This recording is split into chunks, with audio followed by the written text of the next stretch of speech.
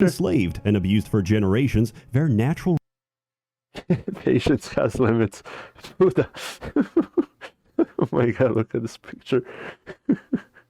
Hello everybody, my name is MaxiGame and welcome to Songs of Conquest review by Seth. Now, I don't know anything about this game, so I'm interested in what the Seth is going to say about this game, and of course, who doesn't love to see his humor in his videos.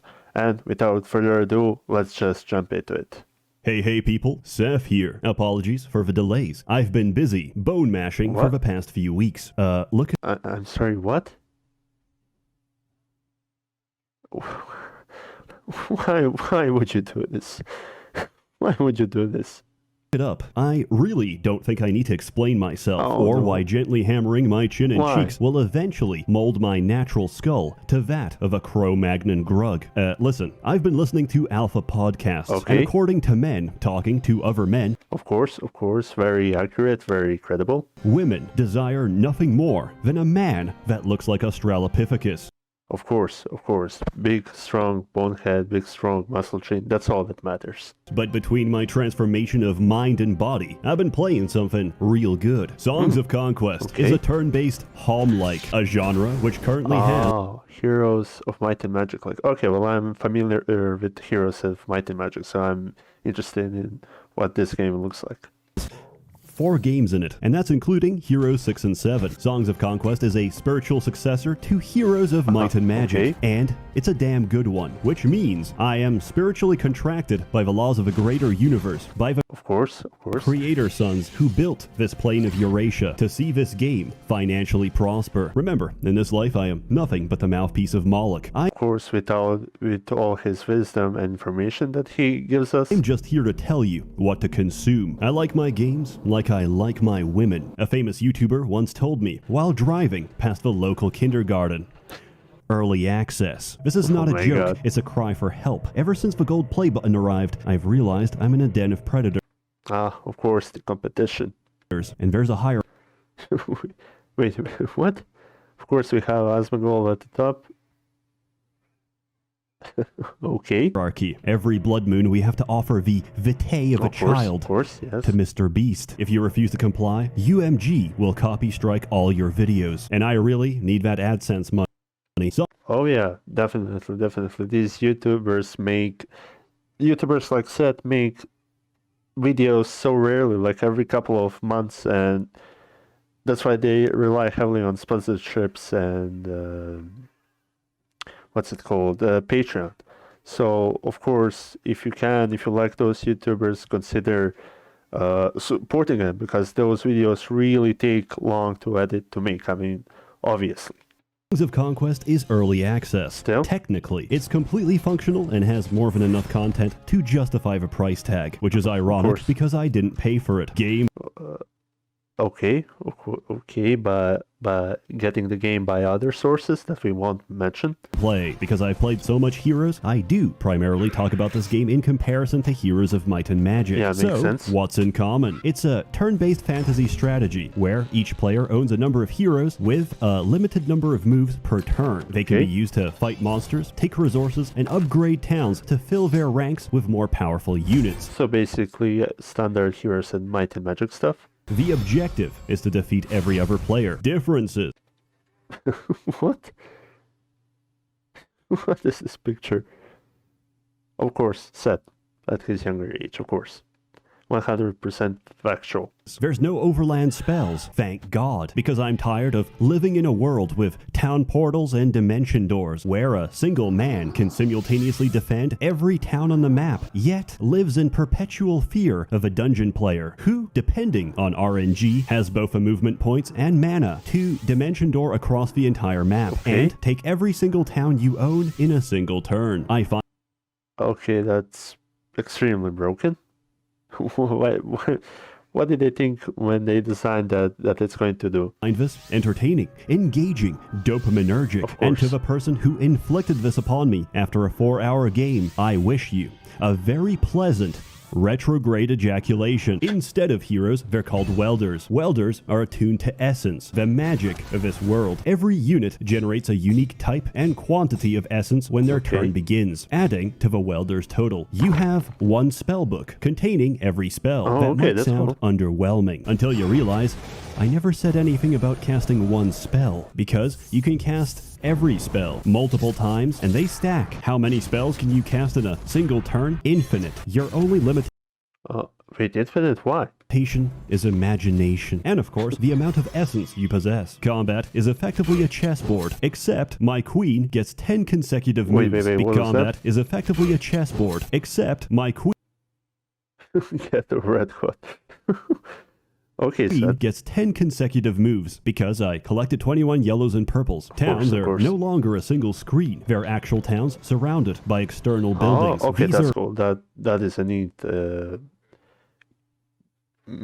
mechanic. Modular. You can build whatever you want, provided you've got the space for it. Unlike heroes, where units are produced in bulk at the start of each week, here you produce a constant supply every day. This takes a bit of getting used to, but the logic is you get to see an immediate return on your investment. Immediately, as opposed to 7 days. And because build sites are modular, there's nothing stopping us from building 6 rat warrens at the same time, and dedicating ourselves to playing a purely rat-based experience. Okay, well that's a nice gameplay mechanic, because you can focus, you can have different things and focus on what you want to build, and it basically adds variety in the choices, and that's always good in the video games. Generally, you produce more than you have actual money to buy. Economy is important, and we must increase our GDP. For this reason, half the towns I conquer, out of necessity, will become plantations. Yes, it's a fantasy military campaign, and you know what?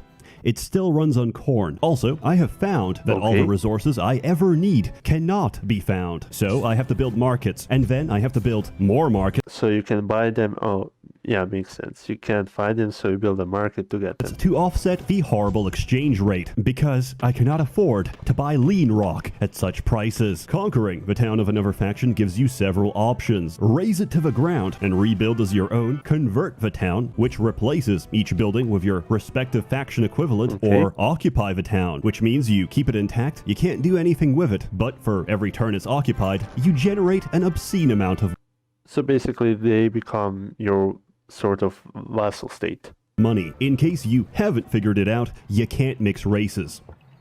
Sorry, that doesn't sound Don't demonetize him, YouTube, please. Sound very good. You can't mix different factions in this game. Some might. Well, I mean, that's sort of, it depends on.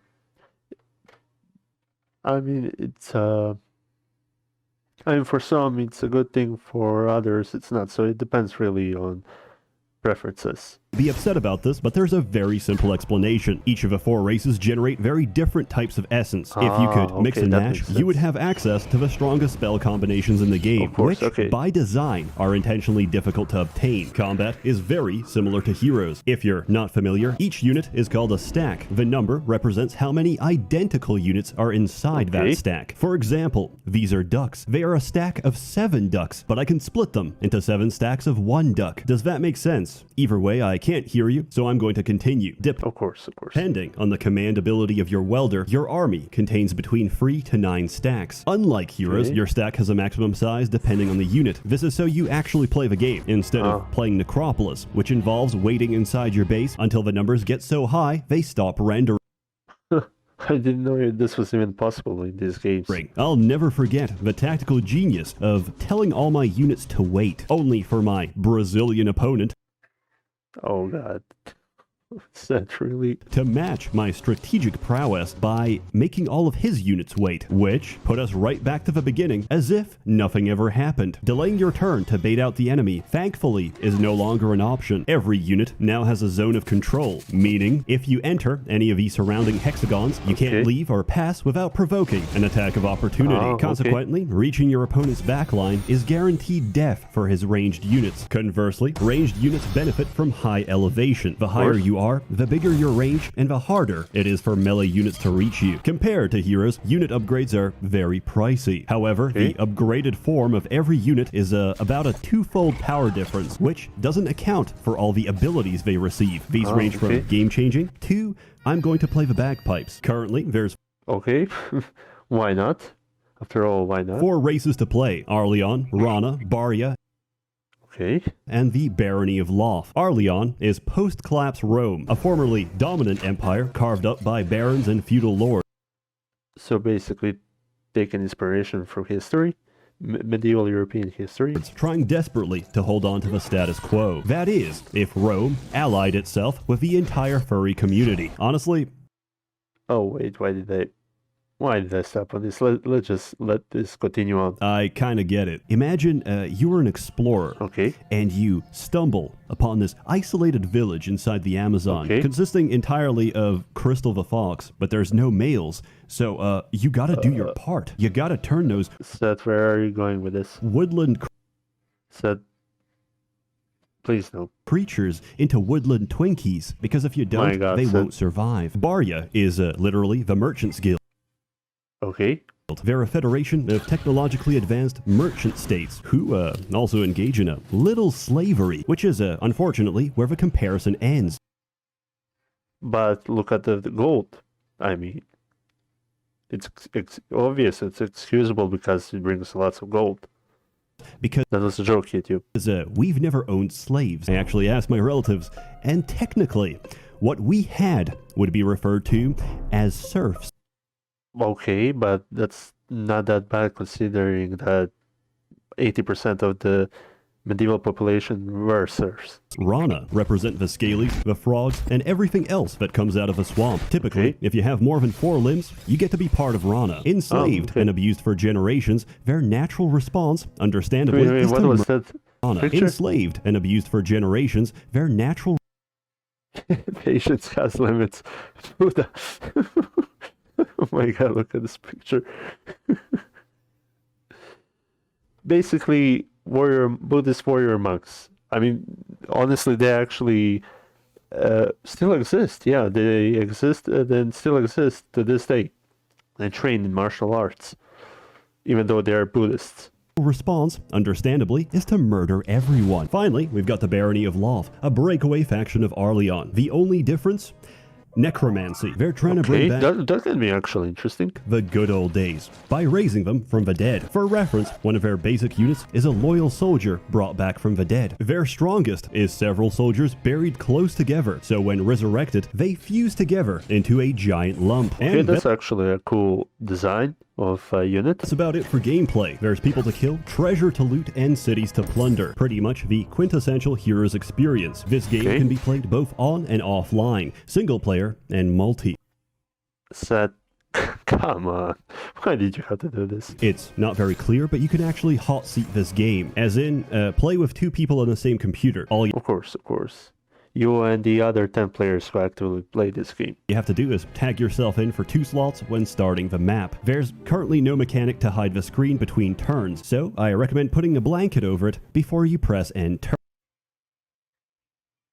My god, the set continues to deliver. Still, there's no guarantee people won't try to peek, which is why I record the entire session on a USB camera. My house is a very fun place. Hey Seth, why is there a proximity So Seth basically lives in Eastern Europe, alright? sensor? Good question. Why is there movement at 3 in the morning? There's also a map editor, and it's very good. You can do a lot of complex events without having to understand the code behind it. Conversely, for the Heroes 5 video, I had to learn a scripting language just to make a 10-second joke. Finally. Yep. And now you know why these videos take so long. There's the single-player campaign, which leads us to the story. There's currently 2 campaigns.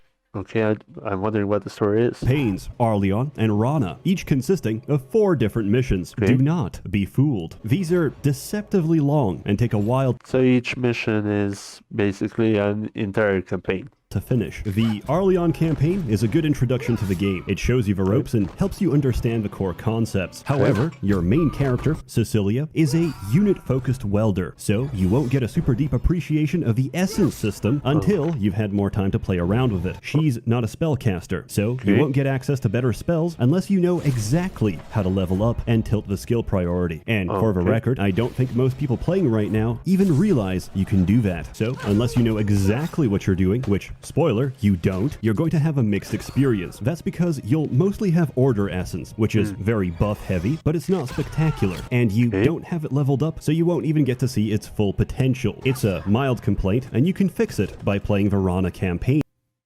At the end of each mission, you are rewarded with singing. Well, I mean, seems like a worthy reward. Be honest, I skipped this in the beginning because I felt secondhand embarrassment, but eventually I grew to like it and just embraced the experience. Well, of course. Thought about it. The bards of yesterday are pretty much the SoundCloud rappers of today. So I don't think so. I wouldn't go that far. Why did I produce such an automatic, visceral response? Maybe the Zoomer I found this card fascinating card for it makes my and of course the Zoomer haircut. population could relate a little more. Wait. Okay, this was a good thing to pause on. Maybe if every mission was concluded with a short performance by the prodigious Lil Yachty. Maybe the eventual Barony of Love campaign could feature lyrics by SsethTzeentach, which Of course. would be fitting because, you know, they're undead. And he is similar. Right now, the game is always Oh no. changing. There's patch notes almost every week, nerfing some kind of exploit, which was usually the core of my strategy. So I'm forced to make this review even faster to try and outpace the balance team. I'm obviously using a plural, but I know who you are. Carl. Listen, I'm just a young... No, you don't. No, you don't. My real name isn't Carl. blood, trying to make it in the projects. I'm raised on a staple diet of oatmeal and ironic webms of anime girls about to undress, where in the last second they pull a bait and switch. Well, what would you expect less from the community of Seth? Or what would you expect less from that community? On you, swapping to animated footage of African American men reflecting shower water using their developed glutes. But you gotta keep a brother down when you capped essence generation to 6 a unit. Why you gotta do this to me? He's doing this quicker than I can write the script. And no, I am not going to correct myself. I'm just gonna Photoshop over it and pretend it still works. Section 3, abusing the game. The following is the most fun part of the game. Unsorted list of things I've discovered. Spells. Spells are interesting. Spells can be stacked for great effect. For example, knights have the ability to charge. For every tile they cross, they deal more damage. But if you cast Quicken and stack it repeatedly, they can Oh my god, this is so broken. run back and forth across the entire battlefield several times over until finally they collide with the enemy. Pacify a monster. Do it twice. Whatever damage it used to do, it doesn't. And now can be safely beaten to death using string instruments. Charge essence. Oh my god, these edits are supreme.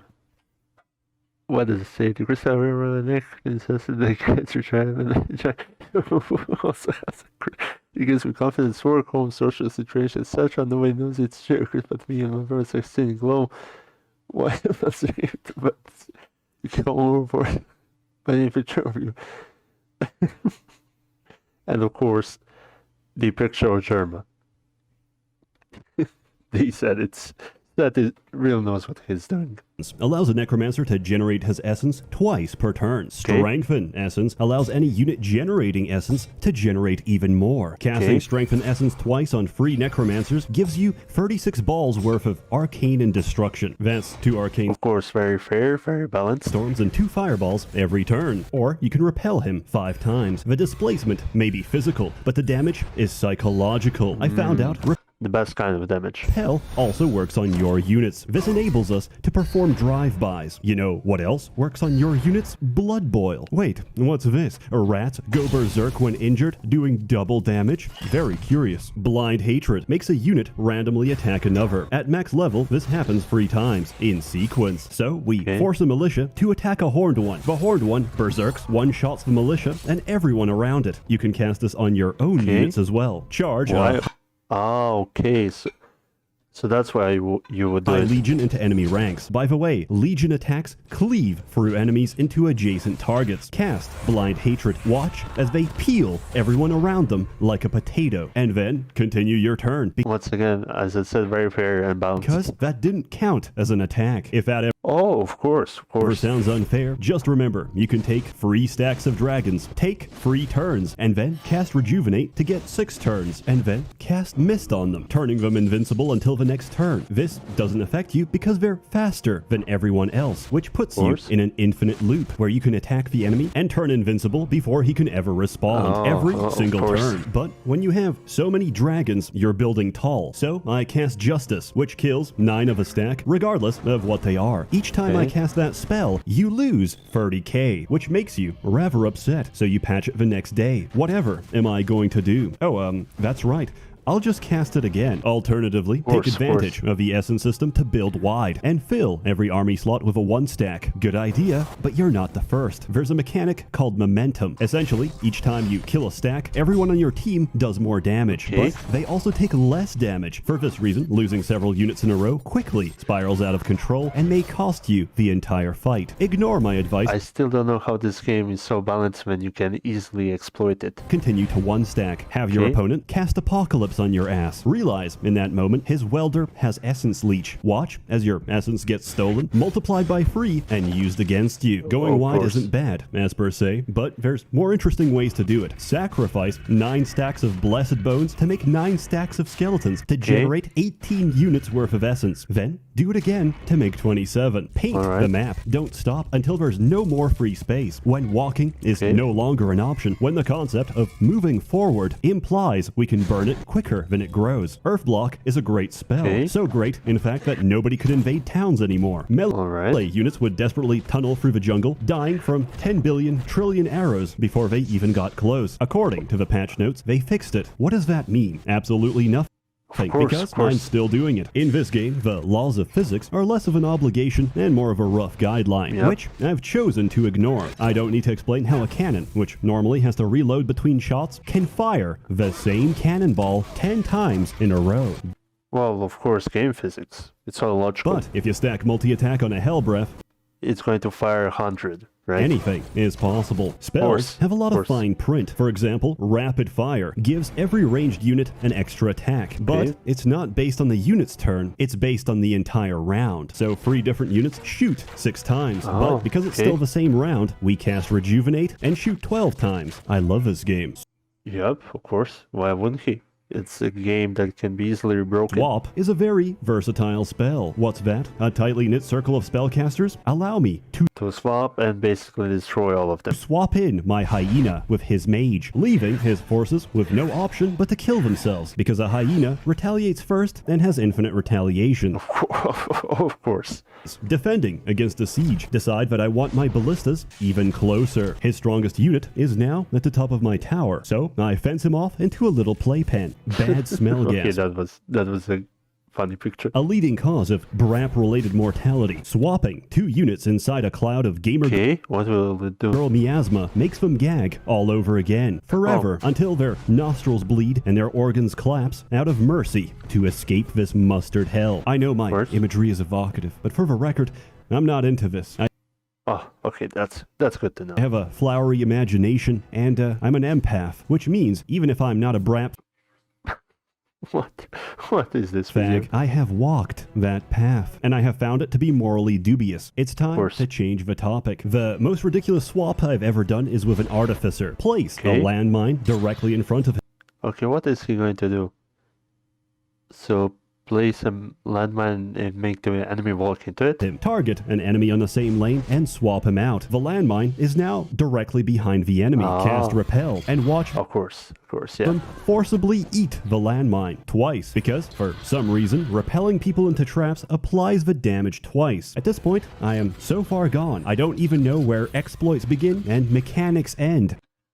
Basically, exploit the game. Case in point, normally it takes a while to get your economy rolling and producing troops, but when you recruit a welder, they spawn with some units already. Now, if you dismiss them, they disappear from the game, but they can be rehired with the same starting units. So, right from the start, we print a bunch of high-end units, steamroll through the early turns, and pay off our investment. This is, objectively, the best way to play, as according to my subjective feelings. Then, I wonder to myself, could I abuse Very credible feelings. the hire and dismiss mechanic even more? Of course I did. Why else would I write this? There's a very interesting skill in this game called Tutor. When two friendly welders interact, max level Tutor grants 75% of a tutor's total experience to the other welder at no cost. When welders level up, they get offered skills. Depending on your choices, you get offered a different power at levels 8 and 16. Paired with a high level Tutor, I abuse this to train 8 different welders in the blink of an eye. We avoid skills with combat and magic. We take only miscellaneous passive income. So when we hit level 8, we get access to Levy, which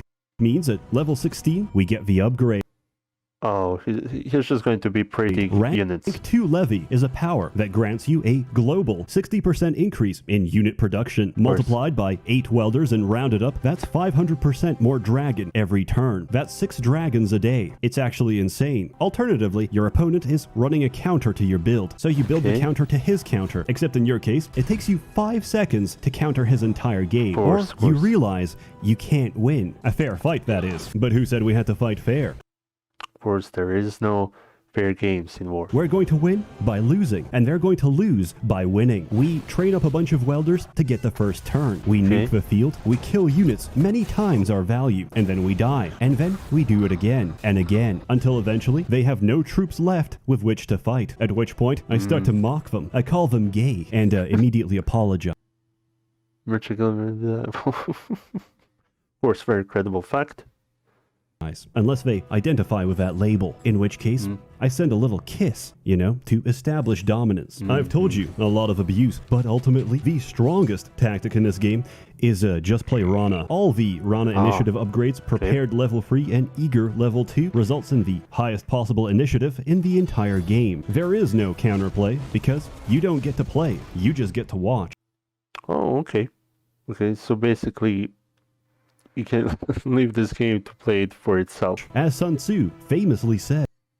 Okay, what is Seth going to say now? When 2 men sword fight in the shower, the winner strikes first. Very wise, yes. At the end of the day, balance.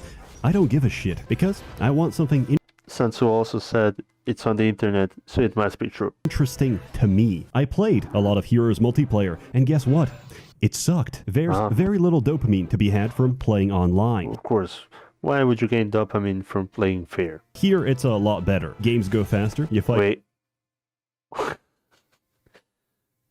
I won't go back. I saw what it said, and nope, we're not going back to read that. Quicker and more often. You have to carve a path up to your enemy and manage supply lines. You don't just win out of the blue without some foreshadowing or momentum. Based on the title, you would expect some good music, and you'd be correct. I think the music is generally fantastic, but the Arleon and Frog tracks have a particular nest in my heart. The amount of sprite work done for this game is absolutely... Well, you gotta admit it, the art style and the animations are very cool. Definitely. They have their own charm, even if they are pixel art. When I realized they made a unique sprite for every welder, that there's 9 per faction, so they had to make 36 of them, I felt pretty humble. All the sprites and all the animations are beautiful. It's generally just a beautiful game. Pleasing to watch. Really smooth. Pleasing to watch. In summary, the world is incredibly starved for games like Songs of Conquest, and I'm gonna shill it as hard as I would rather not. Maybe the concept, but the gameplay, nope. As I can, or for as long as my attention span holds. I'm such a Gemini. Why? Because it Of course. Presents a return to the 2000s, where products had long-term appeal and complexity, where some respect was given to the temporary, finite human experience which yearns for cognition and introspection. If you don't believe me, imagine releasing the ancient game of Mahjong as a standalone product today. Oh my god. It would play for you automatically until you reach a perfect 50-50 win-loss ratio, regardless of your own skill. It would have gacha mechanics. They would be described as forgiving, reasonable, and... Of course. That's it on Mahjong streaming and taking classes. This is the first... Yeah, it's first of... I'm paid to write this article. Where 10,000 pulls grants you a single... And the people would still buy it and bring profit to the company, and the company would still make it. Pity pull, where you can take out a loan at the press of a button to buy more gacha. And that little twig you throw is a DLC sold separately. Of course. In conclusion, I forgot the point I was trying to make. Get your car and go buy a 40-pound bag of rice. Trust me, you'll thank me later. Songs of Conquest. I adore this game and highly recommend it. If you're interested, follow my link for 30% off on GOG for the next 10 days. I'm not sure. Yo, editor, clip this out. That's a joke. I don't have an editor. This is probably the best He should really hire editors. I think it would make his work a lot easier and he would be able to produce content faster. Discount and lowest price ever offered, so please take advantage of it. I'd like to say this is made possible because of my inflated ego, a mechanism of overcompensation for my non-existent self-worth. But in reality, and though it pains me to say this... Also, I really love his new icon for YouTube, and it looks like Discord. The man who made this possible is French. Oh. No, it isn't worth it. None of this is worth it anymore. If it's French, nope. As always, more content. Same mentality. To come, so stay tuned. I need to sell out. A warm... Yeah. Basically. If he wants to keep making this, he needs to do that. Thanks to the many members of the Merchants Guild generously funding and bankrolling these videos. You're all truly wonderful. Have a good one. Well... Okay, this was the stats review of this game. Well, it definitely looks interesting, and I don't know. I might give it a try someday. It doesn't really these kinds of games don't really interest me, but they do look neat enough. Though maybe to be played on a shorter time, because the fact that there's so much exploit, it really ruins the fun. But anyway, of course, the links are going to be in the description, so please visit the original YouTube video, give it a like, give it a subscribe, and thank you for watching my reaction to this video. And if you like the reaction, give a like, subscribe to see me play video games and react, and thank you guys for watching. Bye.